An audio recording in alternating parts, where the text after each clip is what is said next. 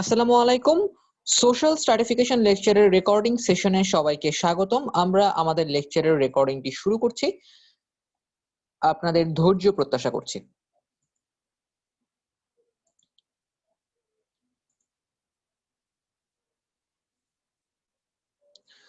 আচ্ছা, আশা করি আপনারা স্ক্রিনে দেখতে পাচ্ছেন সোশ্যাল স্ট্র্যাটিফিকেশনের লেকচার। এটি আমরা আজকে কভার করার চেষ্টা করব। দেখুন, প্রথমেই আমরা একটু বুঝে নেই যে এখানে আসলে কি বলা হচ্ছে সোশ্যাল স্ট্র্যাটিফিকেশন সম্পর্কে। Sociologists use the concept of social stratification to describe inequalities that exist between individuals and groups within human societies. Often we think of stratification in terms of assets or property, but it can also occur because of other attributes such as gender, age, religious affiliation, or military rank. Individuals and groups enjoy differential access to rewards based on their position within the stratification schemes. The stratification can most simply be defined as structured inequalities between different groupings of people. It is useful to think of stratification as rather like the geological layering of rock in the Earth's surface. Societies can be seen as consisting of strata in a hierarchy, with the more favored at the top and the less privileged near at the bottom. আচ্ছা, একটু আমরা ভালো করে এখানে বোঝার চেষ্টা করি যে প্রথমেই বলছে সোশ্যাল স্ট্র্যাটিফিকেশন হচ্ছে আমাদের সমাজে বিভিন্ন ব্যক্তি এবং বিভিন্ন দলের মধ্যে যে ধরনের বৈষম্য বিরাজ করে সেই বৈষম্যগুলোকে আইডেন্টিফাই করার জন্য যে আইডিয়া বা যে আন্ডারস্ট্যান্ডিংটা আমরা ব্যবহার করি, যে কনসেপ্টটা আমরা ব্যবহার করি, সেটা হচ্ছে সোশ্যাল স্ট্র্যাটিফিকেশন। এখানে বলা হচ্ছে প্রায়ই আমরা স্ট্র্যাটিফিকেশনকে কি মনে করি যে আমরা অ্যাসেট বা প্রপার্টি, বা সম্পদ বা টাকা পয়সা এগুলোর ভিত্তিতে বিচার করার চেষ্টা করি, কিন্তু অন্যান্য বিষয় দিয়েও স্ট্র্যাটিফিকেশন বা সামাজিক যে স্তরবিন্যাস বলতে পারেন, শ্রেণীবিন্যাস, সেটা তৈরি হতে পারে। কিভাবে তৈরি হতে পারে স্ট্র্যাটিফিকেশনটা? সেটা হতে পারে জেন্ডারের ভিত্তিতে হতে পারে, নারী পুরুষের ভিত্তিতে হতে পারে, বয়সের কারণে হতে পারে, রিলিজিয়াস অ্যাফিলিয়েশনের কারণে হতে পারে, আবার সেনাবাহিনীর যে বিভিন্ন পদ আছে সেগুলো কিন্তু এক ধরনের স্ট্র্যাটিফিকেশন সিস্টেম। আচ্ছা, এরপরে বলা হচ্ছে যে এই যে আপনার বিভিন্ন পদই বলেন, সম্পদই বলেন, জমির মালিকানা বলেন, সবকিছুর উপরে ভিত্তি করে আপনি সবসময় কি পাবেন? কোথাও আপনি সুবিধা বেশি পাবেন, কোথাও কম পাবেন। যদি আপনার কোনো সম্পদ না থাকে, কোনো পদ না থাকে, আপনার কোনো সোশ্যাল স্ট্যাটাস না থাকে, আপনি সুযোগ সুবিধা অনেক কম পাবেন। যদি এই সবকিছু আপনার থাকে তাহলে সুযোগ সুবিধা অনেক গুণ বেশি পাবেন। The stratification can most simply be defined as structured inequalities between different groupings of people. তাই স্ট্র্যাটিফিকেশনকে খুব সহজভাবে বলা যেতে পারে যে বিভিন্ন গ্রুপের মানুষের মধ্যে যে স্ট্রাকচার্ড ইনইকুয়ালিটিস থাকে সেইটা। It is useful to think of stratification as rather like the geological layering of rock in the earth's surface. ভূপৃষ্ঠে দেখবেন যে মাটির বা পাথরের হচ্ছে অনেক স্তর থাকে। একটা পাথরের উপরে, এক ধরনের পাথরের উপরে নিচে দেখা যায় আরেক ধরনের পাথর আছে, তার নিচে দেখা যায় হচ্ছে আরো স্তরীভূত শিলা আছে, শিলার যে স্তরবিন্যাস যেটাকে বলে আর কি। তো এই স্ট্র্যাটিফাইড রকের মতো আমাদের সোসাইটিতেও কি হয়? স্ট্র্যাটিফাইড হয়ে থাকে। It is useful to think of stratification as rather like the geological layering of rock in the earth's surface. Societies can be seen as consisting of strata in a hierarchy. Strata মানে হচ্ছে একটা শ্রেণী বা একটা পদ বা একটা rank, with the more favored at the top and the less privileged near at the bottom. যত উপরে যেতে হবে তত বেশি হচ্ছে আপনার ক্ষমতা, প্রতিপত্তি, পদ এগুলো বেশি থাকবে। যত নিচে আসবেন স্ট্রাটা তত বেশি হচ্ছে আপনি ক্ষমতা, প্রতিপত্তি এগুলো কম থাকবে। এখন বৈশ্বিকভাবে সারা পৃথিবীর সমস্ত সোশ্যাল স্ট্র্যাটিফিকেশন সিস্টেমকে যদি আপনি অ্যানালাইজ করতে চান, আপনি দেখবেন যে কিছু কিছু বলতে তিনটা বেসিক ক্যারেক্টারিস্টিক্স আছে। এই তিনটা বেসিক ক্যারেক্টারিস্টিক্স হচ্ছে এগুলোকে ডিফাইন করতে পারে, এগুলোকে চিহ্নিত করতে পারে। যেমন দেখেন, প্রথমটা এখানে বলা হচ্ছে the rankings apply to social categories of people who share a common characteristic without necessarily interacting or identifying with one another. For example, women may be ranked differently from men or wealthy people differently from the poor. This does not mean that individuals from a particular category cannot change their rank. However, it does mean that the category continues to exist even if individuals move out of it and into another category. এখানে বলা হচ্ছে ভাই, একজন মানুষকে আপনি চিনতেও পারেন, নাও চিনতে পারেন, কিন্তু তার সাথে আপনার সোশ্যাল স্ট্র্যাটিফিকেশনের যে সম্পর্ক সেটা সবসময় থাকবে। অর্থাৎ আপনি আমেরিকার একজন মানুষের সঙ্গে আপনার দেখা হতে পারে, কিন্তু তাকে হয়তো আপনি দীর্ঘদিন দেখেননি, বা তাকে হয়তো আপনি একেবারে চেনেনই না, কিন্তু এই আমেরিকান এবং আপনি যে বাংলাদেশি, আমেরিকান আর বাংলাদেশির মধ্যে সোশ্যাল স্ট্র্যাটিফিকেশনের ভিত্তিতে কিছু সুবিধা অসুবিধার ব্যাপারে পার্থক্য আছে। যিনি আমেরিকান নাগরিক তিনি একটু সুযোগ সুবিধা বেশি পাবেন, যে কোনো জায়গায়, যে কোনো বিশ্ববিদ্যালয়ে ভর্তির ক্ষেত্রে, যে কোনো স্কলারশিপ পাওয়ার ক্ষেত্রে তার চান্স একটু বেশি, কিন্তু আপনার চান্সটা তুলনামূলকভাবে কম থাকবে। এই যে পার্থক্যটা, এই যে ডিফারেন্সটা থাকে, সেটাই হচ্ছে বলা হচ্ছে এখানে সোশ্যাল র্যাঙ্কিং এর কারণে এটা অ্যাপ্লাই হয়ে থাকে। তারপর দেখেন বলছে people's life experiences and opportunities depend heavily on how their social category is ranked. আপনার সোশ্যাল ক্যাটাগরি কোথায় আছে তার উপরে ভিত্তি করে আপনার জীবনে যত অভিজ্ঞতা, যত সুযোগ সুবিধা সবকিছুর র‍্যাঙ্কিং হয়। এবং আপনি যদি সোশ্যাল র‍্যাঙ্কিং এ উপরের দিকে থাকেন তাহলে আপনার সুযোগ সুবিধা, জীবনের অভিজ্ঞতা আপনার ভালো হবে। যদি সোশ্যাল র‍্যাঙ্কিং এ আপনি নিচের দিকে থাকেন, আপনার জীবনের অভিজ্ঞতা, সুযোগ সুবিধা, চান্স এগুলো আপনি কম পাবেন বা খারাপ হবে। 3 নম্বরে দেখেন বলছে the ranks of different social categories tend to change very slowly over time in the industrialized societies. For example, only recently have women as a whole begun to achieve equality with men. এখানে বলা হচ্ছে social category সব দিক সহজে change হয় না, কিছু দিক খুব দ্রুত চেঞ্জ হয়, কিছু দিক অনেক কষ্টেও চেঞ্জ করা যায় না। যেমন বলা হচ্ছে যে শিল্পায়িত সমাজে এই সবে মাত্র বেশ কয়েক বছর হলো, 30-40 বছর হলো নারীরা পুরুষদের সমান মর্যাদা পাচ্ছে। বাট এর আগে 30-40 বছর আগে সারা পৃথিবীতেই নারীদের মজুরি ছিল কম পুরুষদের চেয়ে। ফলে এই যে একটা বিরাট বড় ডিসক্রিমিনেশন, বৈষম্য, ইনইকুয়ালিটি বিরাজ করতো ইন্ডাস্ট্রিয়ালিস্ট সোসাইটিতে, সেটা কিন্তু সোশ্যাল ক্যাটাগরাইজেশনের কারণে বা র‍্যাঙ্কিং এর কারণে হতো, সেটা বলা হচ্ছে। এই হলো তিনটা আমার বেসিক ক্যারেক্টারিস্টিক্স স্ট্র্যাটিফাইড সিস্টেমস এর, সোশ্যালি স্ট্র্যাটিফাইড সিস্টেমস এর তিনটা বেসিক ক্যারেক্টারিস্টিক্স। তারপরে দেখেন আমরা আলোচনা করব systems of social stratification. Social stratification কত ভাবে করা হয়, এখানে মূলত আমরা চারটা বেসিক সিস্টেমস আলোচনা করছি। দেখেন এখানে বলছে historically 4 basic systems of stratification can be distinguished: slavery, caste, estates and class. These are sometimes found in conjunction with one another. Slavery, for instance, existed alongside classes in ancient Greece and Rome and in the southern United States before the Civil War of the 1860s. এখানে বলা হচ্ছে যে ভাই social স্ট্র্যাটিফিকেশনের চারটা basic system আছে। একটা হচ্ছে slavery, একটা হচ্ছে কাস্ট, একটা হচ্ছে এস্টেটস আর একটা হচ্ছে ক্লাস। এখন বলা হচ্ছে যে অনেক সময় এগুলো একটা আরেকটার পাশাপাশিও বিরাজ করতে পারে। উদাহরণটা কি? উদাহরণ হচ্ছে প্রাচীন গ্রিস এবং রোমে বলা হচ্ছে যখন স্লেভারি ছিল, দাস প্রথা ছিল, একই সঙ্গে ক্লাস সিস্টেমও ছিল, শ্রেণী ব্যবস্থাও ছিল। আবার বলা হচ্ছে যে আমেরিকাতে, ইউনাইটেড স্টেটস অফ আমেরিকাতে ক্লাস সিস্টেমের পাশাপাশি দাসত্ব প্রথাও বিরাজ করতো 1860 সালের গৃহযুদ্ধে আমেরিকার আগ পর্যন্ত, সিভিল ওয়ারের আগ পর্যন্ত। আচ্ছা, এখন আমরা চলে আসি স্লেভারির বর্ণনায়। স্লেভারি জিনিসটা কি আমরা একটু ভালো করে বোঝার চেষ্টা করি। Slavery is an extreme form of inequality in which certain people are owned as property by others. The legal conditions of slave ownership have varied considerably among different societies. Sometimes slaves were deprived of almost all rights by law, as was the case on southern plantations in the United States, while in other societies their position was more akin to that of servants. For example, in the ancient Greek city-state of Athens, some slaves occupied positions of great responsibility. They were excluded from political positions and from the military, but were accepted in most other types of occupation. Some were literate and worked as government administrators. Many were trained in craft skills. Even so, not all slaves could count on such good luck. For the less fortunate, their days began and ended in hard labor in the mines. দেখেন প্রথমেই বুঝতে হবে slavery কেন উৎপত্তি হয়েছিল। Slavery উৎপত্তি হয়েছিল কারণ প্রথমত হচ্ছে খনি থেকে সম্পদ তোলার একটা খুব প্রয়োজন ছিল একটা সময়ে। বিশেষ করে একাদশ-দ্বাদশ শতাব্দীতে বিভিন্ন জায়গায় হচ্ছে এই যে স্বর্ণের খনি বা রূপার যে খনিগুলো আছে এগুলো থেকে তো এই মেটালগুলো তুলতে হতো। ফলে এর জন্য হচ্ছে শ্রমিক দরকার ছিল। এখন এইসব তখন তো আর আসলে উন্নত ধরনের প্রযুক্তি ছিল না। এখন অনেক উন্নত প্রযুক্তি থাকা সত্ত্বেও খনিতে মাইনে কাজ করাটা খুবই বিপজ্জনক, খুবই রিস্কি। অনেক খারাপ দুর্ঘটনা ঘটে। তাহলে চিন্তা করেন আজ থেকে 800-900 বছর আগে কি অবস্থাটা ছিল। তখন তো এই ধরনের প্রযুক্তি ছিল না। ফলে তখন যারা খনিতে কাজ করতে নামতো এরা অনেকে অসুস্থ হয়ে যেত, অনেকে দুর্ঘটনায় পড়তো, অনেকে মারা যেত, এদের জীবনের কোনো গ্যারান্টি ছিল না। এখন যারা হচ্ছে মানে দাস ব্যবসায়ী এরা দেখলো যে যদি সাধারণ শ্রমিক দিয়ে কাজ করাতে হয় তাহলে কোনো শ্রমিকই কাজ করতে রাজি হবে না। কে রাজি হবে? জীবনের ঝুঁকি নিয়ে কে সামান্য খাবার বা সামান্য মজুরির বিনিময়ে কাজ করবে? ফলে তখন দাস প্রথাকে, যারা আগে থেকেই দাস ব্যবসার সঙ্গে জড়িত ছিল আর কি বহু বছর ধরে, তারা এটাকে পুরোপুরি একটা ইনস্টিটিউশনালাইজ সিস্টেম করে ফেললো।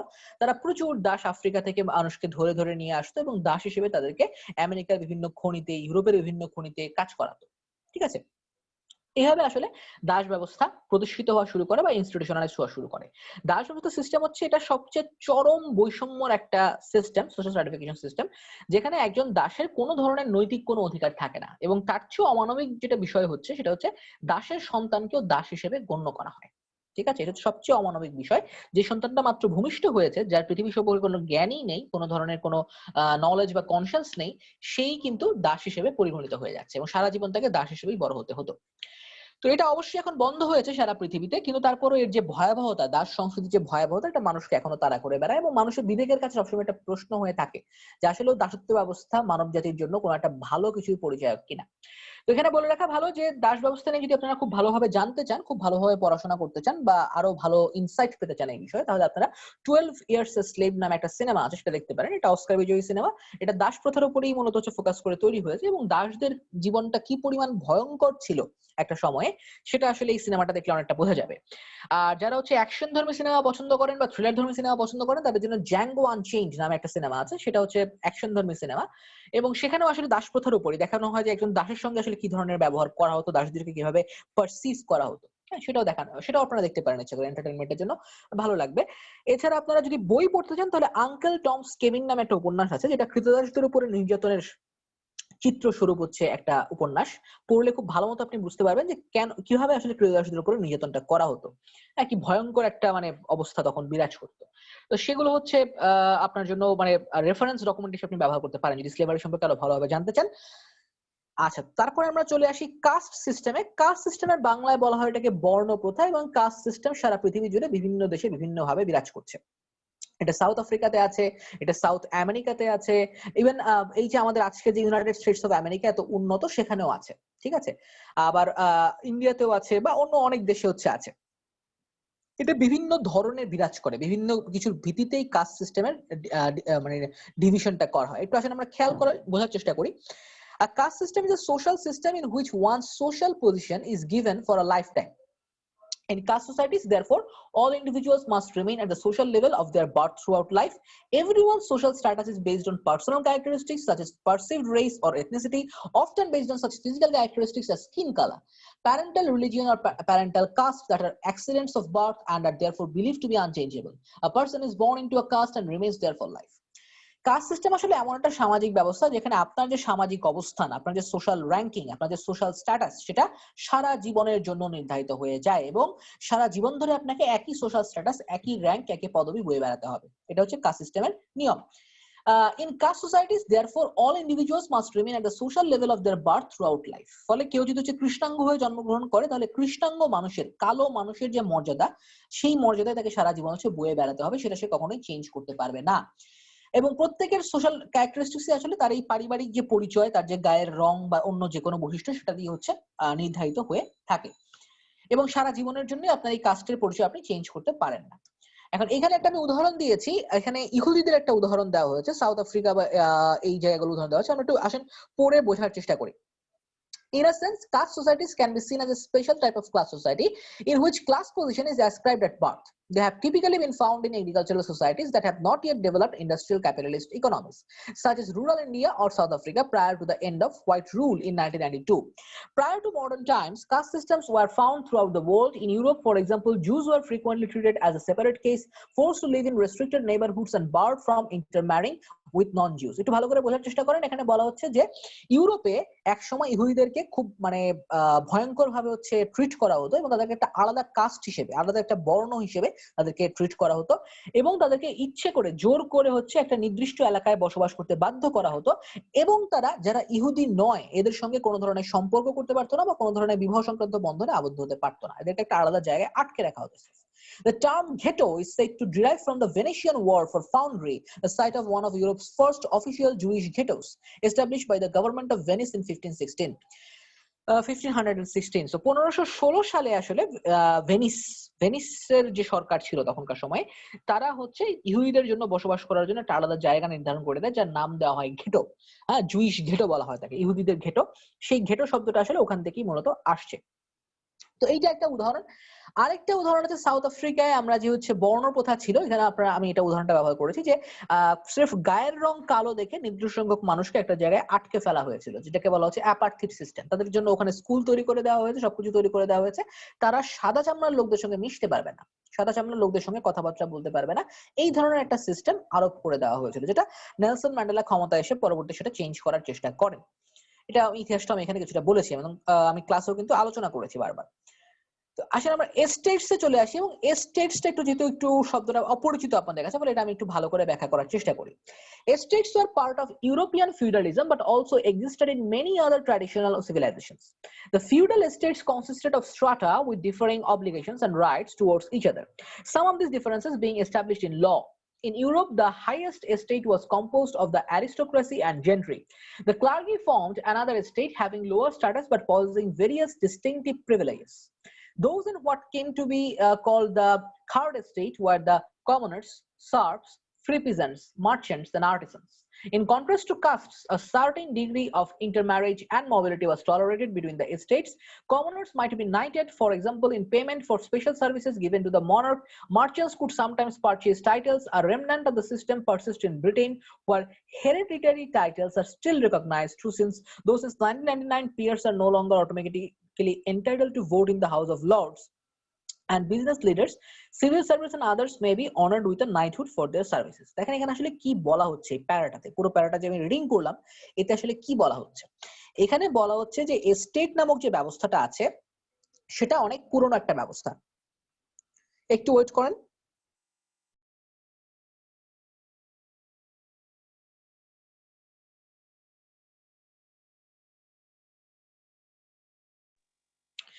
আচ্ছা, যেটা বলছিলাম যে এই প্যারাটাতে বলা হচ্ছে এস্টেট নামক যে সিস্টেমটা আপনারা দেখছেন বা শুনছেন আমার কাছ থেকে, সেটা হচ্ছে অনেক পুরনো একটা ব্যবস্থা এবং এটা আসলে ইউরোপিয়ান যে সামন্তবাদ, এই সামন্ত প্রথার সঙ্গে জড়িত। সামন্তবাদ মানে হচ্ছে যাদের অনেক জমি জমা ছিল একটা সময়, তারা যেটা, তখন তো ইন্ডাস্ট্রি ছিল না, যে সময়ের কথা বলছি পঞ্চদশ শতাব্দী, ষোড়শ শতাব্দী বা চতুর্দশ শতাব্দী, তখন আসলে মানুষের হাতে ইন্ডাস্ট্রি, এরকম ফ্যাক্টরি, বড় বড় কারখানা, কলকারখানা এগুলো ছিল না। ফলে মানুষকে যেটা করতে হতো, তার মূল মানে আয়ের জায়গা, মূল কাজ ছিল আসলে কৃষি কাজ। ঠিক আছে, তো এই কৃষি যে ব্যাপারটা, এটা তো আসলে এখন যার হাতে জমি আছে সেই হচ্ছে জমির মালিক, ফলে সে তো এখন একা সবকিছু চাষ করতে পারবে না। আবার সে যেহেতু জমির মালিক, তার একটা আলাদা স্ট্যাটাস আছে, সেই স্ট্যাটাসও সে হচ্ছে ভঙ্গ করতে পারছে না। ফলে তারা যেটা করতো যে কিছু সংখ্যক মানুষকে, যাদের জমি জমা নেই, যারা অসহায়, তাদেরকে জমিতে থাকার সুযোগ করে দিত এবং বিনিময়ে তারা জমিতে হচ্ছে কাজ করতো। তো এইটা আমি ব্যক্তিগতভাবে মনে করি যে স্লেভারি সিস্টেম বা কাস্ট সিস্টেমের চেয়ে অনেকাংশে মানবিক, কারণ এখানে আসলে আপনার কাজের ভিত্তিতে আপনাকে একটা স্ট্যাটাস দেওয়া হতো বা একজন মানুষের একটা স্ট্যাটাস দেওয়া হচ্ছে। সমস্যাটা ছিল যেটা, সেটা হচ্ছে যে এখানে আসলে ব্যবধানটা খুব স্পষ্ট ছিল। যিনি জমিদার, যিনি অ্যারিস্টোক্র্যাট, অভিজাততন্ত্রের মানুষ, তার মর্যাদা ছিল আলাদা, তার স্ট্যাটাস ছিল আলাদা। আর যারা হচ্ছে এই কৃষক শ্রেণীর লোক বা যারা হচ্ছে এই বর্গা চাষ করতো বা জমিতে থাকতো, তাদের জন্য হচ্ছে সোশ্যাল স্ট্যাটাসটা সম্পূর্ণরূপে আলাদা ছিল। কিন্তু এখানে যেটা সুবিধা ছিল সেটা হচ্ছে, যদি কোনো কৃষক শ্রেণীর লোক বা সাধারণ মানুষ কোনো বীরত্ব সূচক কাজ করত, অভিজাততন্ত্রকে সুবিধা দেওয়ার জন্য, অভিজাততন্ত্রকে হেল্প করার জন্য কোনো কাজ করতো, তখন তাদেরকে নাইট উপাধি দিয়ে, স্যার উপাধি দিয়ে তাদেরকে হচ্ছে অভিজাততন্ত্র সামিল করে নিত, আপন করে নিত নিজেরা। তো এই ধরনের উদাহরণও আছে। ফলে বলা যেতে পারে যে তুলনামূলকভাবে ক্লাস সিস্টেম, কাস্ট সিস্টেম বা স্লেভারির চেয়ে এস্টেট সিস্টেম অনেক বেশি হচ্ছে, অনেক বেশি না, মোটামুটি হচ্ছে মানবিক। আচ্ছা, আশা করি আপনারা মোটামুটি বুঝতে পেরেছেন। এখানে আমি ইংল্যান্ডের উদাহরণটা ব্যবহার করেছি, যে ইংল্যান্ডে কিন্তু এখনো দেখবেন যে রানী, আপনি যদি এলিজাবেথের উদাহরণ দেখেন বা তার যারা সন্তান আছেন, তার যারা হচ্ছে প্রপৌত্র আছেন, হ্যাঁ, তাদের যদি আপনি উদাহরণ দেখেন, দেখবেন যে তারা কিন্তু এখনো একটা ভালো সোশ্যাল স্ট্যাটাস এবং ভালো হেভিওয়েট স্ট্যাটাস তারা ক্যারি করেন। তাদের নিরাপত্তা ব্যবস্থা, তাদের চলাফেরা সবকিছুই কিন্তু আলাদাভাবে নিয়ন্ত্রিত হয়। এটা একটা আসলে সামন্তবাদ বা এস্টেট প্রথার উদাহরণ। সব শেষে আমরা চলে আসবো আমাদের ক্লাস সিস্টেমে, এবং ক্লাস সিস্টেম কিন্তু আমাদের হচ্ছে বর্তমান যে সমাজ ব্যবস্থা যেভাবে চলে, সেই সমাজ ব্যবস্থাকে এটা ডিফাইন করার চেষ্টা করছে। দেখেন এখানে বলা হচ্ছে, class systems differ in many respects from slavery, castes or estates. We can define a class as a large-scale grouping of people who share common economic resources which strongly influence the type of lifestyle they are able to lead. Ownership of wealth and occupation are the chief basis of class differences. Classes differ from earlier forms of stratification in four main aspects. বুঝতেই পারছেন class ব্যাপারটা বর্তমান সমাজে আমাদের বিরাজ করছে, এবং class আসলে নির্দিষ্ট একটা ইকোনমিক স্ট্যাটাস দিয়ে নির্ধারিত হয়। এখানে আপনার সারা জীবন কৃষক হয়েও থাকতে হবে না, ক্রীয়দাস হয়েও থাকতে হবে না, বা গায়ের রঙের কারণে আপনাকে বৈষম্যের শিকার হতে হবে না। আপনার যে আর্থিক ব্যবস্থা, ইকোনমিক যে স্ট্যাটাস, সেইটা আপনাকে হচ্ছে সমাজে একটা অবস্থান তৈরি করতে দেবে। Albeit it's not a very good system, এটা স্বীকার করতে হবে, যেটা খুব একটা ভালো সিস্টেম না। একবারে যে টাকা পয়সা দেখে আমরা সমাজের অবস্থান নির্ধারণ করছি, সেটা খুব একটা ভালো সিস্টেম না, কিন্তু তারপরও এটা অনেক বেশি মানবিক কাস্ট, এস্টেট বা স্লেভারির চেয়ে। So that's our preferable choice of social stratification for now in these times. এখন দেখেন, এখানে আমি ক্লাস সিস্টেমের চারটা বৈশিষ্ট্য আপনাদেরকে পড়াবো। চারটা বৈশিষ্ট্য ভালো করে শিখে রাখেন, তাহলে আপনি ক্লাস সিস্টেমকে আইডেন্টিফাই করতে পারবেন। এক নাম্বার বৈশিষ্ট্য দেখেন, বলছে ক্লাস সিস্টেমস আর ফ্লুইড। তার মানে হচ্ছে ক্লাস সিস্টেমটা যে কোনো সময় চেঞ্জ হতে পারে। যেমন একটা সময় ছিল যখন জমি জমা না থাকলে, সম্পত্তি না থাকলে আপনি উচ্চবিত্ত পর্যায়ে যেতে পারতেন না, কিন্তু এখন আপনি যদি হচ্ছে জ্ঞানী মানুষ হন, কোনো বিষয়ে এক্সপার্টিস অর্জন করেন, কোনো বিষয়ে আপনার দক্ষতা থাকে, তাহলেও কিন্তু আপনি সমাজের উচ্চবিত্ত পর্যায়ে চলে যেতে পারেন। সো ক্লাস সিস্টেমের ধারণা আস্তে আস্তে বদলে যাচ্ছে। এখন ক্লাস সিস্টেমের সঙ্গে মানে ফেমের একটা সম্পর্ক আছে, খ্যাতির একটা সম্পর্ক আছে। একজন মানুষ দরিদ্র হতে পারে কিন্তু তার যদি খ্যাতি অনেক বেশি হয়, ধরেন আব্দুল্লাহ আবু সাইদ বা হুমায়ুন আহমেদ বা ডক্টর মোহাম্মদ জাফর ইকবাল, এরা যারা আছেন এরা কিন্তু হচ্ছে তাদের একটা কি একটা খ্যাতি আছে, ফেম আছে। অর্থ সম্পদ তো অবশ্যই আছে, কিন্তু তার একটা স্পেশাল এক্সপার্টিস আছে, একটা দক্ষতা আছে, তারা কিছু ক্ষেত্রে অবদান রেখেছেন। এই যে অবদান, যে কন্ট্রিবিউশন, এটা কিন্তু তাদেরকে সমাজে উচ্চবিত্ত শ্রেণীর চেয়ে উচ্চবিত্ত পর্যায়ে, জাতীয় পর্যায়ে সম্মাননা তাদেরকে এনে দিয়েছে। ফলে এটা কিন্তু ক্লাস সিস্টেমের একটা ভালো দিক, যে আপনি যদি আপনার দক্ষতা থাকে, if you have expertise, you could rise to the highest platform.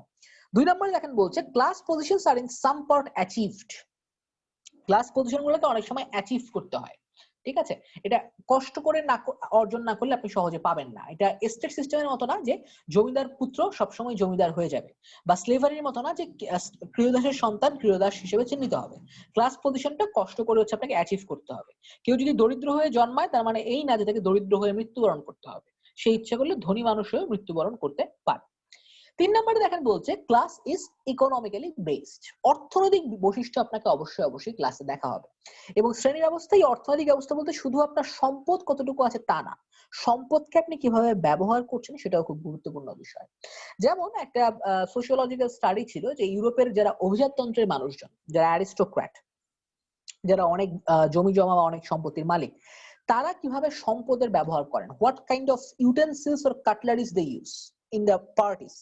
তাদের বিভিন্ন পার্টি বা বিভিন্ন অনুষ্ঠান অ্যানালাইজ করে দেখা হয় যে তারা আসলে কোন ধরনের বাসনপত্রই বলেন, তৈজসপত্রই বলেন, এগুলো ব্যবহার করার চেষ্টা করেন। তো ওখানে দেখা গেছে রিসার্চ করে যে তারা আসলে মানে যত অভিজাত যত পার্টি হয়, যত বেশি হচ্ছে হাইফাই অনুষ্ঠান হচ্ছে, তত বেশি তারা স্বর্ণের চামচ, রূপার চামচ, স্বর্ণের থালা বাসন, রূপার থালা বাসন ব্যবহার করছেন। ফলে আপনি আপনার সম্পদ কিভাবে ইউজ করেন সেটাও আবার আপনার সোশ্যাল স্ট্যাটাসের পরিচয় হতে পারে। কেউ অনেক ধনী হতে পারে, কিন্তু সে যদি ঠিকভাবে খরচ না করে, ঠিকভাবে তার টাকা পয়সা বিনিয়োগ না করে, তাহলে কিন্তু সে কি হবে না, তাকে তার উচ্চ শ্রেণী যে উচ্চবিত্তের যে মর্যাদা সেটা কিন্তু সে পাবে না। 4 নম্বরে দেখেন বলছে class systems are large scale and impersonal. In other types of stratification systems, inequalities are expressed primarily in personal relationships of duty or obligation between slave and master or lower and higher caste individuals. Class systems by contrast operate mainly through large scale impersonal associations. For instance, one major basis of class difference is in inequalities of pay and working conditions. এখানে বলা হচ্ছে শ্রেণী ব্যবস্থা অনেকটাই ব্যক্তি নির্ভর না, হ্যাঁ, এটা নির্দিষ্ট সামাজিক গ্রুপ নির্ভর বা সামাজিক হচ্ছে অবস্থা নির্ভর। স্লেভারিতে যেটা হয় যে ক্রীতদাস এবং তার মালিক তাদের মধ্যকার যে ইন্টারাকশন, আবার এস্টেট প্রথায় যেমন হয় যিনি ল্যান্ডলর্ড আর যিনি হচ্ছে পিজেন্ট কৃষক, তার মধ্যকার যে সম্পর্ক। কিন্তু ক্লাস সিস্টেমের ব্যাপারটা এরকম না। ক্লাস সিস্টেমে আপনি কাজ করলে আপনি শ্রমিক, কাজ না করলে আপনি আবার শ্রমিক হিসেবে আপনি চিহ্নিত হবেন না, ঠিক আছে? আবার আপনার যে মজুরি সেটাও কিন্তু সম্মিলিতভাবে নির্ধারিত হচ্ছে, কারো ব্যক্তিগত চয়েসে না, মার্কেট রেটে নির্ধারণ হচ্ছে। ফলে এখানে আসলে ক্লাস সিস্টেমে কিছু সুবিধা আছে। আচ্ছা, এখন আমরা চলে যাব theories of class and stratification. এখানে আমরা কার্ল মার্কসের থিওরি গুলো পড়বো, ম্যাক্স ওয়েবারের থিওরি পড়বো এবং এরিক ওলিন রাইটের থিওরি পড়বো। এতক্ষণ যা শুনলেন তা একটু নিজেরা অনুধাবন করার চেষ্টা করুন। আমরা কিছুক্ষণ পরই আবার শুরু করছি।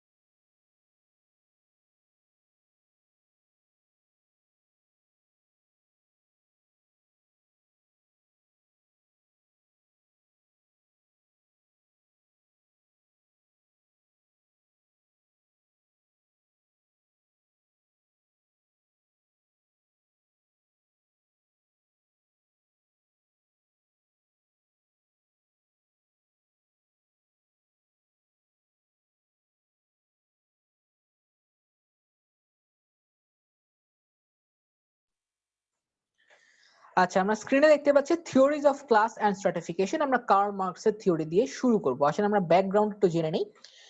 Industrialization in Europe in the 19th century transformed societies arguably for the better, but it also led to protests and revolutionary movements. Why did workers oppose industrialization? Later, as industrial societies developed in the 20th century, strikes and militant workers' activity continually occurred. Again, why have workers protested even as societies became wealthier?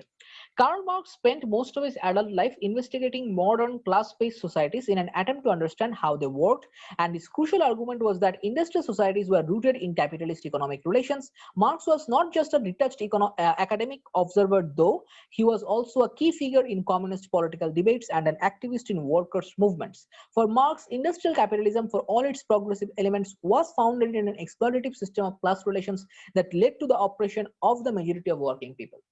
দেখেন, প্রথমে যেটা বুঝতে হবে সেটা হচ্ছে একটা fundamental question আমাদের সামনে সবসময় থাকবে। সেটা হচ্ছে যে যদি সমাজ উন্নত হয়, ধরেন আমরা যদি ঊনবিংশ শতাব্দীর ইউরোপের কথা চিন্তা করি বা অষ্টাদশ শতাব্দীর ইউরোপের কথা চিন্তা করি, দেখবেন যে সেখানে প্রচুর শ্রমিক আন্দোলন হয়েছে, শ্রমিক বিক্ষোভ হয়েছে। এখন প্রশ্ন হচ্ছে, যদি সমাজ উন্নত হতে থাকে, দেশ উন্নত হতে থাকে, তাহলে শ্রমিকরা কেন বিক্ষোভ করছে? প্রশ্ন হতেই পারে, কারণ দেখা যাচ্ছে যে ইউরোপে ইন্ডাস্ট্রিয়ালাইজেশন খুব দ্রুত গতিতে ঊনবিংশ শতাব্দীতে চলেছে। 19th সেঞ্চুরিতে ইউরোপে অসম্ভব দ্রুত গতিতে ইন্ডাস্ট্রিয়ালাইজেশন এগিয়ে গেছে। তাহলে শ্রমিকদের সমস্যাটা কোথায়? এই প্রশ্ন বারবারই হচ্ছে আসতে পারে। তো কার্ল মার্কস আসলে তার পুরো জীবনটাই আপনারা দেখতেই পাচ্ছেন, উনি 1818 সালে জন্মগ্রহণ করেছেন, 1883 সালে মৃত্যুবরণ করেন। এই পুরো সময়কালটাই তার জীবনের তিনি এই যে সমাজের যে হচ্ছে এই বিশৃঙ্খলতা গুলো আছে, বা সমাজে যে বিভিন্ন আন্দোলনগুলো হচ্ছে, বিভিন্ন শ্রমিকদের মধ্যে যে বিক্ষোভ হচ্ছে, শ্রমিকরা যে নির্যাতনের শিকার হচ্ছে, এগুলো নিয়ে তিনি গবেষণা করার চেষ্টা করেছেন। তার সারা জীবন তিনি এই কাজেই ব্যয় করেছেন।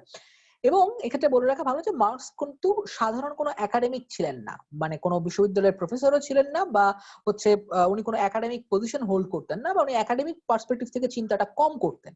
ওনার চিন্তাটা ছিল পুরোপুরি একজন পার্টিসিপেটরি অ্যাক্টিভিস্ট বলতে পারেন। তিনি সরাসরি শ্রমিক আন্দোলনে অংশগ্রহণ করেছেন, শ্রমিকদের সঙ্গে আন্দোলন করেছেন এবং শ্রমিকদের পক্ষেও অনেক কিছু করেছেন। সো তার থিওরি পড়ার সময় মনে রাখতে হবে অনেকটাই আমাদের লেবার পার্সপেক্টিভ থেকে, শ্রমিকদের দৃষ্টিকোণ থেকে আমরা অনেক কিছু পড়ার সুযোগ এখানে পাবো বা পড়তে হবে আমাদেরকে মার্কসের থিওরিতে।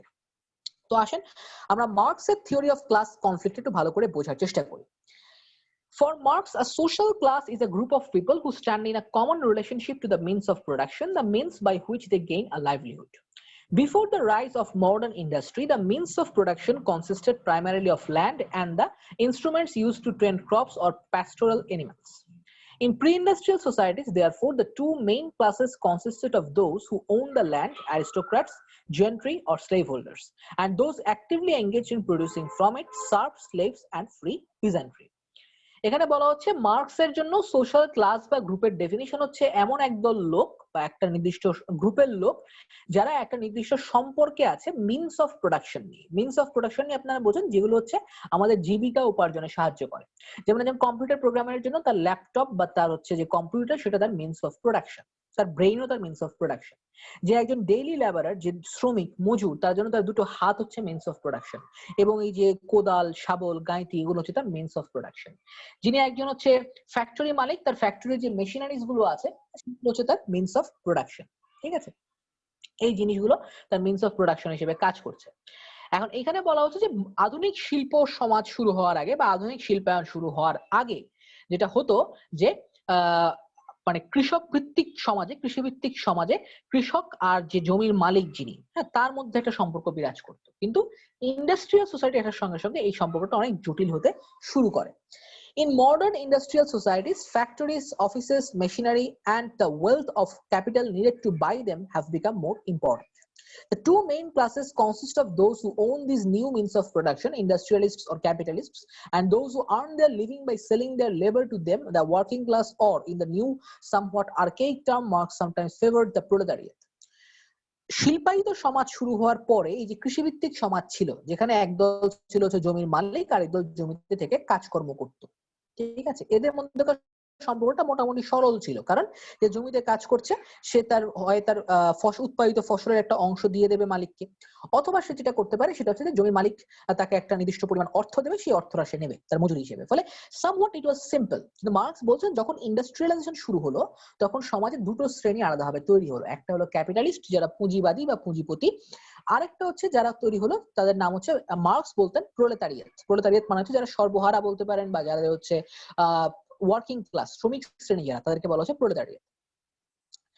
According to Marx, the relationship between classes is an exploitative one. In feudal societies, exploitation often took the form of the direct transfer of produce from the peasantry to the aristocracy. Serfs were compelled to give a certain proportion of their production to their aristocratic master, or had to work for a number of days each month in his fields to produce crops to be consumed by him and his retinue. In modern capitalist societies, the source of exploitation is less obvious, and Marx devoted much attention to trying to clarify its nature. মার্কসের মতে এই যে দুটো শ্রেণী, industrialist আর হচ্ছে proletariat, এদের মধ্যকার যে সম্পর্ক, এটা ছিল অনেকটা এক্সপ্লয়টেটিভ নেচারের সম্পর্ক, শোষণ ভিত্তিক সম্পর্ক। সামন্ততান্ত্রিক সমাজে এক্সপ্লয়টেশনটা বিভিন্ন ভাবে তৈরি হতো। ডাইরেক্ট ট্রান্সফার অফ প্রোডিউসের মাধ্যমে হতো, বা সরাসরি হচ্ছে মজুরির মাধ্যমে হতো। প্রোডিউস মানে হচ্ছে ফসল, ফলে সরাসরি যে হচ্ছে জমিতে মানে বর্গা চাষী হিসেবে ছিল বা প্রজা হিসেবে ছিল, প্রজা তার উৎপাদিত ফসলের একটা অংশ জমির মালিককে, জমিদারকে দিয়ে দিত। ঠিক আছে, সরাসরি একদম সহজ উপায় ছিল।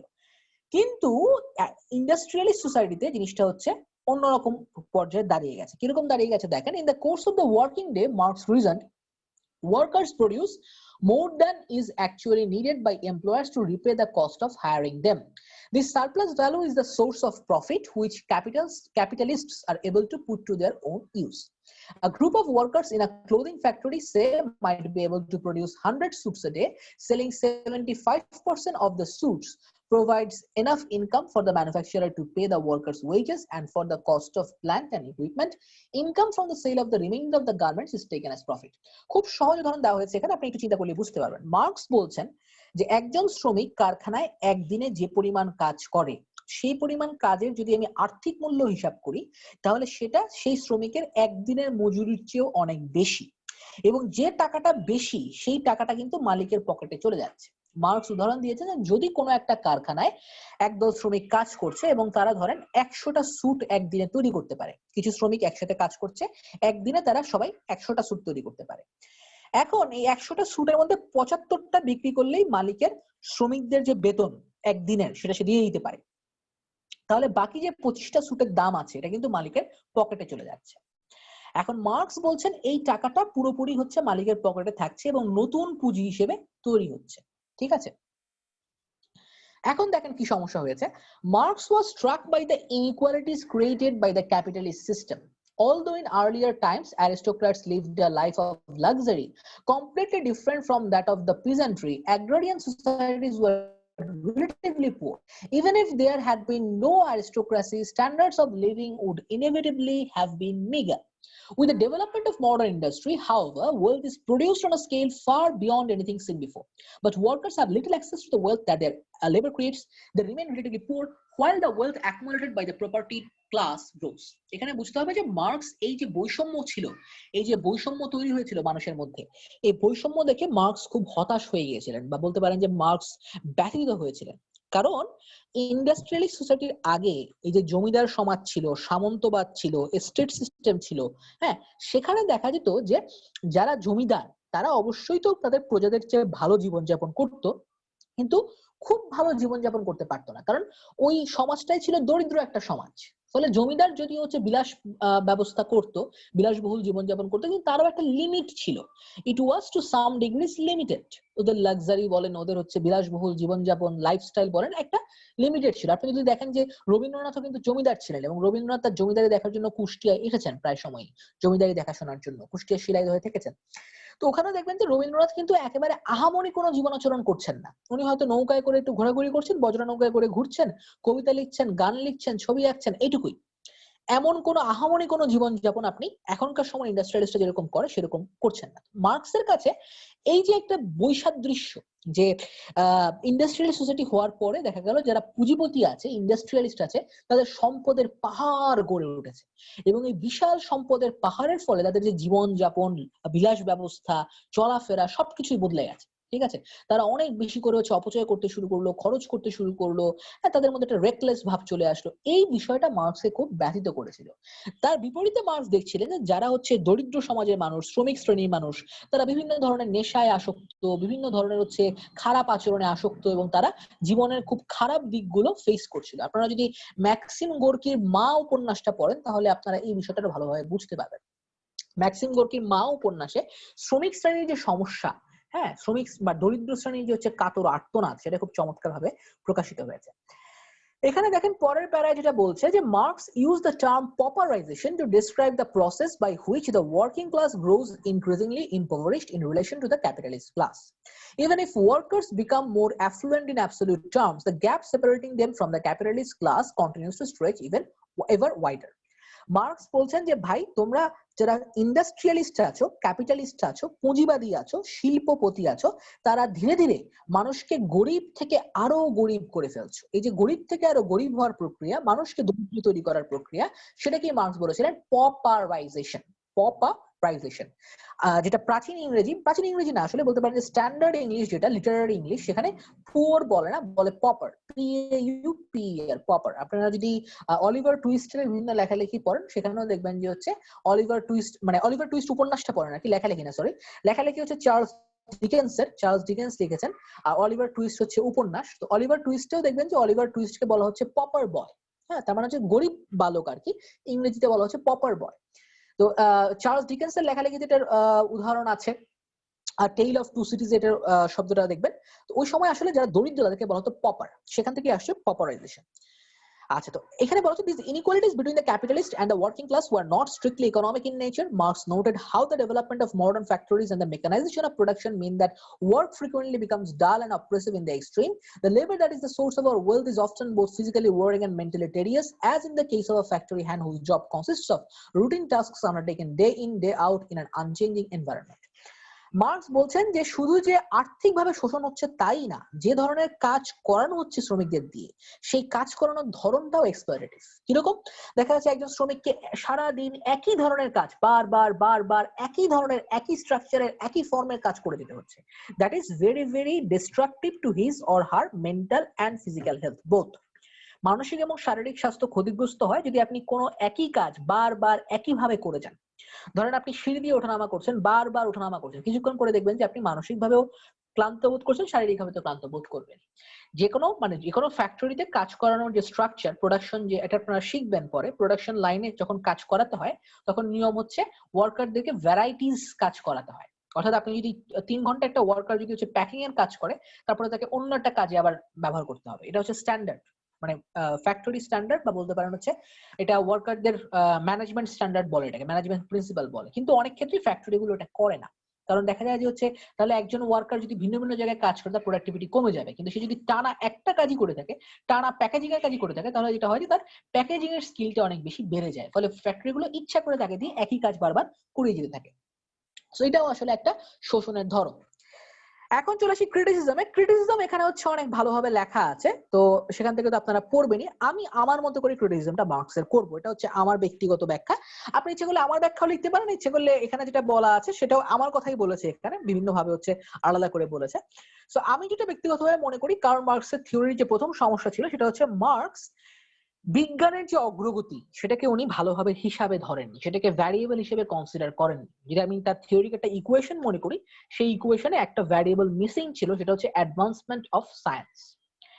দেখেন, বিজ্ঞানের সবচেয়ে বড় সৌন্দর্য, বিজ্ঞানের সবচেয়ে বড় ক্ষমতা যদি আপনি জানতে চান সেটা কোনটা, সেটা হচ্ছে যে সেটা মেধা নির্ভর। ব্যাপারটা সম্পদ নির্ভর না। সম্পদ অবশ্যই একটা গুরুত্বপূর্ণ ব্যাপার, কারণ বড় ভালো মানের বৈজ্ঞানিক গবেষণা আপনি কখনোই প্রচুর টাকা পয়সা ছাড়া, ফান্ডিং ছাড়া করতে পারবেন না। কিন্তু বিজ্ঞান শেখার ব্যাপারটা আসলে টাকা পয়সা দিয়ে হয় না, এটা হচ্ছে গুরুত্বপূর্ণ বিষয় এবং বিজ্ঞানের সবচেয়ে ভালো দিক। যে টাকা পয়সা থাকলেই আপনি সায়েন্স শিখে ফেলতে পারবেন না। সায়েন্স শেখার জন্য আপনার একটা মেন্টাল ক্যাপাবিলিটিস এবং মেন্টাল ফ্লেয়ার দরকার। যে মেন্টাল ফ্লেয়ারটা ছাড়া আসলে বিজ্ঞানের যে কঠিন বিষয় সেগুলো আত্মস্থ করাটা কঠিন। ফলে যেটা হয়েছে, মার্কসের সময় থেকে আস্তে আস্তে যখন যত বেশি সময় গেছে, তত বিজ্ঞানের নতুন নতুন আবিষ্কার এসেছে এবং একটা পর্যায়ে দেখা গেছে যে আমরা ইন্টারনেট বা সাইবার স্পেস নামে একটা খুব অদ্ভুত একটা জিনিস আমরা তৈরি করে ফেলেছি, বা ওয়ার্ল্ড ওয়াইড ওয়েব নামে একটা অদ্ভুত জিনিস তৈরি করে ফেলেছি, যার ফলে মানুষের মধ্যে কানেক্টিভিটি তৈরি হয়েছে এবং মানুষের মধ্যে যাকে বলা হচ্ছে নলেজ ক্যাপিটাল নামে একটা বিষয় উদ্ভূত হয়েছে। নলেজ ক্যাপিটাল কিরকম? ধরেন আপনার কোনো টাকা পয়সা নাই, আপনি একজন দরিদ্র মানুষ, খুবই দরিদ্র মানুষ, কিন্তু আপনি ওয়েব ডিজাইন করতে পারেন। ঠিক আছে, ওয়েব ডিজাইন করতে পারেন, বা আপনি প্রোগ্রামিং জানেন, বা আপনি কোন একটা ভাষা জানেন খুব ভালোভাবে। ধরেন আপনি জার্মান ভাষা জানেন। এখন আপনি যেটা করতে পারেন, আপনি ইচ্ছে করলে অনলাইনে আপনি যদি জুমের প্রফেশনাল অ্যাকাউন্টটা হচ্ছে নিজে নিয়ে নেন, খুব কষ্ট করে কিছু সামান্য কিছু পুঁজি নিয়ে আপনি যদি নিয়ে নেন, তখন আপনি কিন্তু অনলাইনে মানুষকে ভাষা শেখাতে পারবেন, জার্মান ভাষা মানুষকে শেখাতে পারবেন। ফলে যেটা হচ্ছে আপনার কাজ করার সুযোগ, স্বাধীন কাজ করার সুযোগ তৈরি হয়ে গেছে। ঠিক আছে?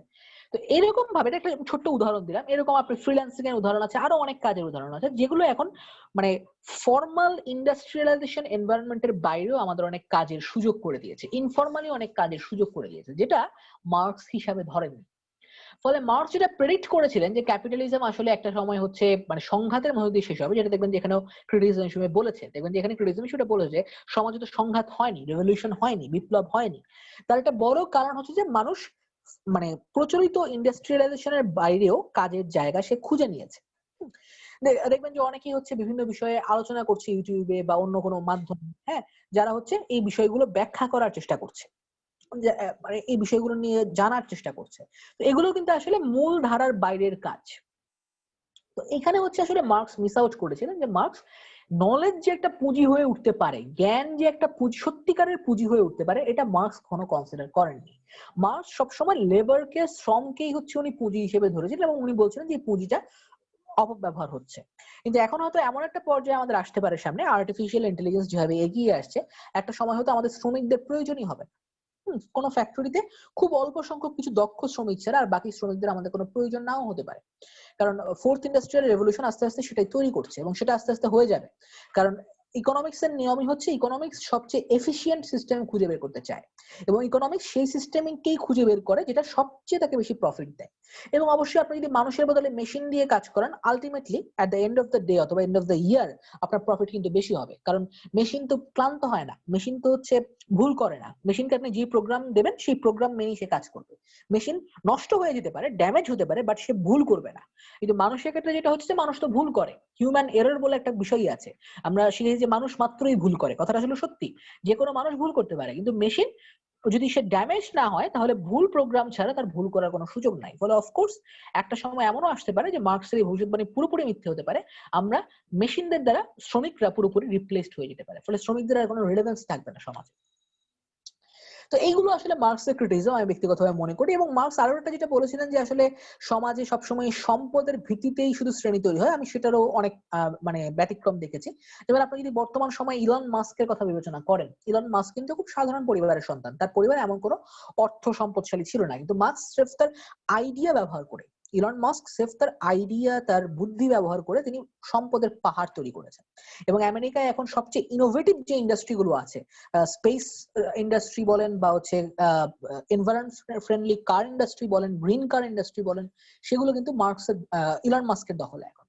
ফলে মার্কসের থিওরি আসলে ইলন মাস্কের মতো আরো অনেকে এরকম ভুল প্রমাণ করেছেন, বিল গেটস বলেন বা স্টিভ জবস বলেন, এরা দেখিয়েছেন যে কিভাবে একটা স্রেফ আইডিয়াকে পুঁজি করে আপনি শূন্য থেকে উপরে উঠতে পারেন। বাট একই সঙ্গে হচ্ছে মার্কসের এটাও সত্য যে এক্সপ্লয়টেশনটা এখনো অনেক ক্ষেত্রে বিরাজ করছে। কিন্তু আমি ব্যক্তিগতভাবে মনে করি যে it's a simple process, not intentionally exploitation done by the industrialists or social capitalists. It is an just interactive process of running the society. So এই ছিল মোটামুটি মার্কসের থিওরি। এখন আপনারা হচ্ছে এখানে এগুলো ডেসক্রিপটিভলি বলা আছে, আপনারা একটু চিন্তা করেন, মনে মনে একটু অনুধাবন করার চেষ্টা করেন কিছুক্ষণ পরে আমরা ম্যাক্স ওয়েবারটা শুরু করছি।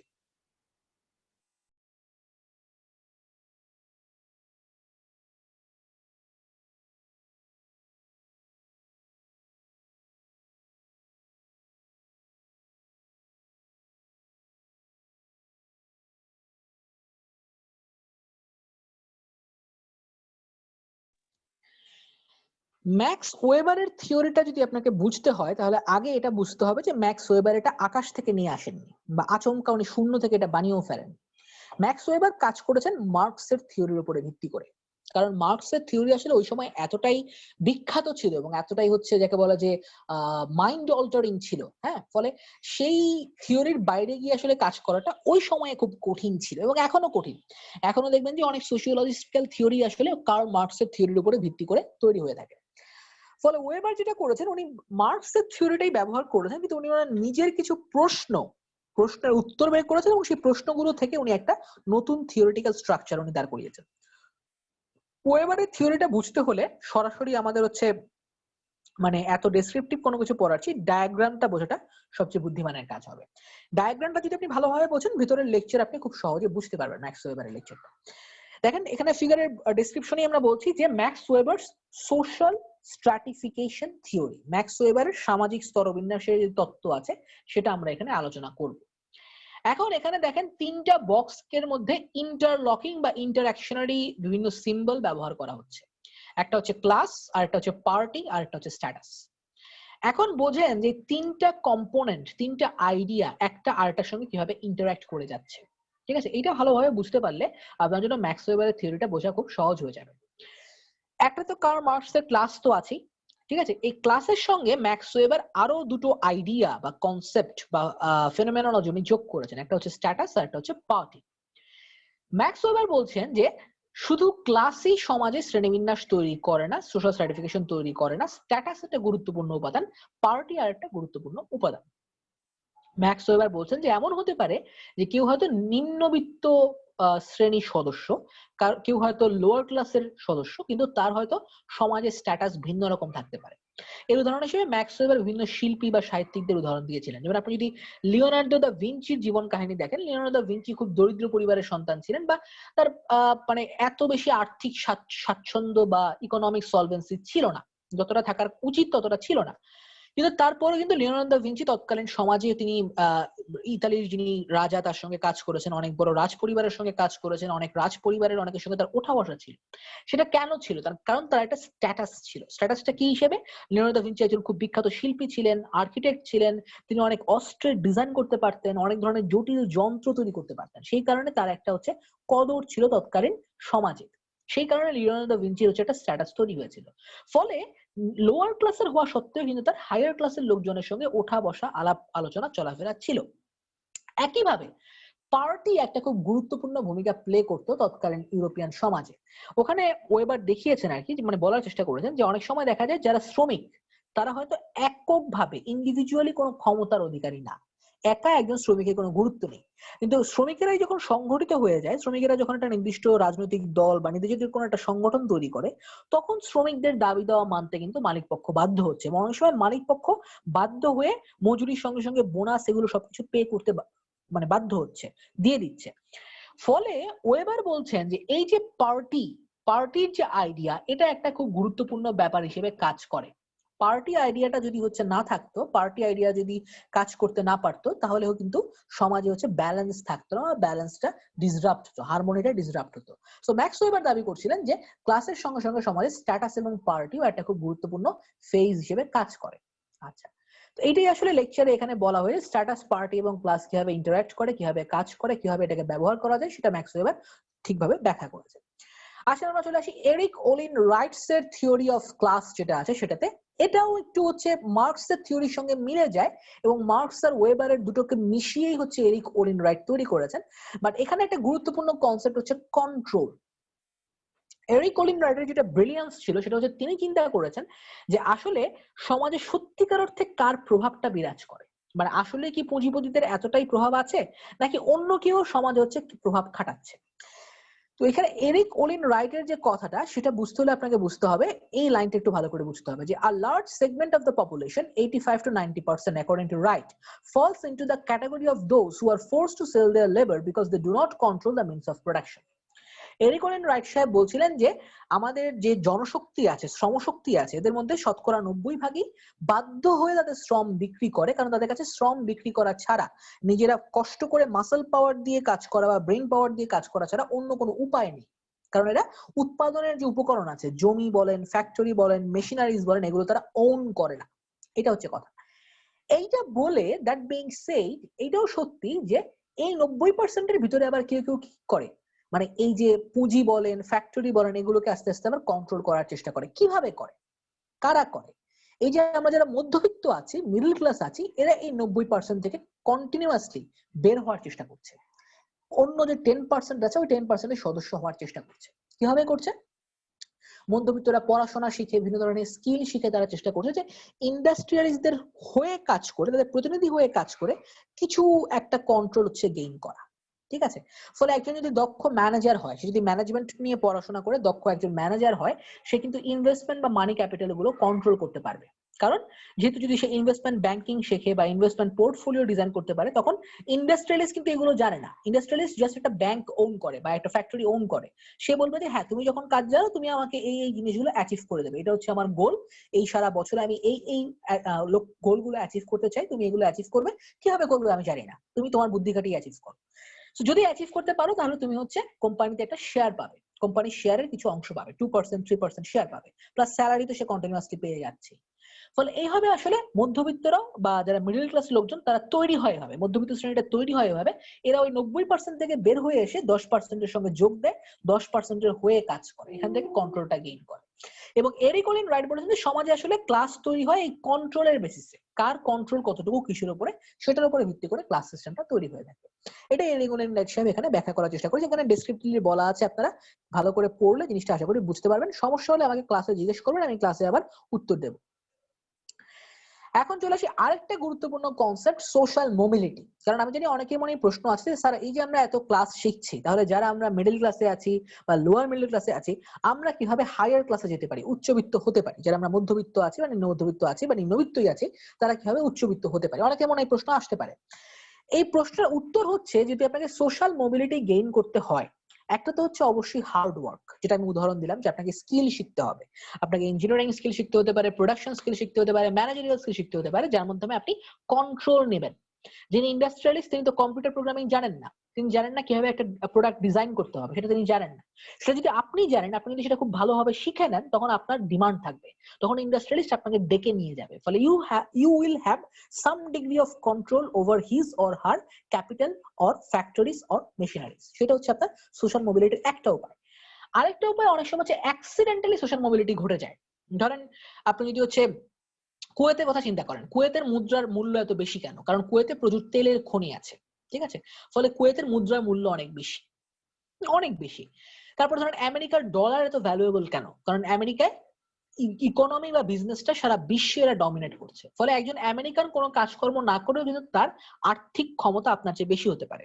একইভাবে একজন কুয়েতার নাগরিক দেখবেন যে সে যদি খুব ছোট কাজও করে, সে হয়তো মানে বাথরুম সাফ করে বা অন্য কোনো ছোট কাজ করে, কিন্তু তার ইনকাম আপনার চেয়ে অনেক বেশি হতে পারে। কারণ ওই যে সোশ্যাল মোবিলিটি একটা ব্যাপার, অ্যাক্সিডেন্টাল সোশ্যাল মোবিলিটি হতে পারে। সে ওইখানে খুব ছোট কাজ করেও এই ভারতে বা শ্রীলঙ্কায় বা বাংলাদেশের কোনো নাগরিকের চেয়ে, অনেক উচ্চপদস্থ কোনো নাগরিকের চেয়ে অনেক বেশি টাকা আয় করতে পারছে, কারণ মুদ্রার ভ্যালুটা বেশি।